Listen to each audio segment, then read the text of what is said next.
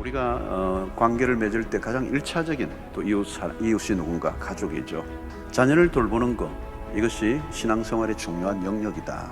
그리고 자녀와의 관계는 쉽지 않은 관계죠. 사실은 까다로운 관계입니다. 자, 그러면 자녀를 노엽게 하지 않으려면 어떻게 해야 합니까? 자녀를 제대로 이해해야 한다는 거죠.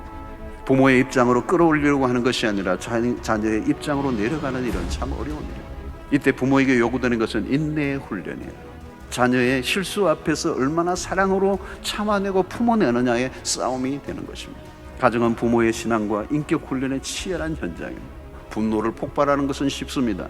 그러나 십자가의 길을 따르는 일은 어려운 것이죠. 성령의 도우심으로 절제된 감정으로 자녀를 훈계할 수 있어야 합니다. 자녀 교육의 어려움은 부모들 자신이 죄성을 가진 연약한 인간이라는 점 뿐만 아니라 아이들 역시 끊임없이 불순종하고 반항하고 거부하려는 죄성 아래 있다는 사실. 부모 노릇 잘한다는 것 어려운 일입니다. 사람의 힘으로는 안 된다는 것을 인정해야 합니다. 자녀를 노엽게 하지 않는 것과 주의 교훈과 훈계로 양육하는 밸런스가 중요한 것입니다.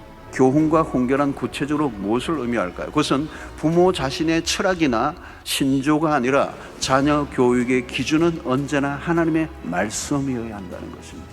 하나님의 말씀만 물려준다면 그 다음은 염려할 필요가 없습니다. 그 말씀이 그 아이의 인생을 책임져 주실 것이기 때문입니다. 부모 자신이 말씀대로 살지 않으면 어떤 말도 의미가 없습니다. 중요한 것은 부모가 무엇을 보여줄 것인가 하는 거죠. 이 자녀에 대한 신앙교육의 일차적인 책임은 부모가 져야 합니다. 말씀이 가정에서 적용되고 경험되어야 하는 것은 지극히 당연한 일입니다. 여러분, 두려운 것은 세상의 유혹이나 환경이 아닙니다. 부모들이 얼마나 자녀들에게 하나님의 말씀을 심어주고자 하는 열정을 가지고 있는가. 자녀들에게 신앙을 아름답게 개성해 주는 이 역할을 우리는 거부해서는 안 되는 것입니다.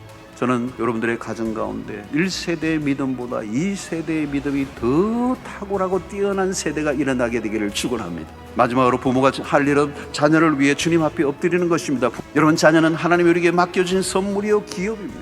축복입니다. 하나님의 뜻에 합당하게 양육하고 최선을 다할 때 선한 아버지가 되시는 우리 하나님께서 그 자녀를 아름다운 자녀로 세워주실 줄 믿는 것입니다. 하나님은 자녀를 통하여 부모를 훈련하고 성숙에 이르게 하십니다. 마침내 그 자녀를 통해서 부모가 성숙해질 때 어느 순간 변화된 우리의 아이의 모습도 발견하게 될 것입니다.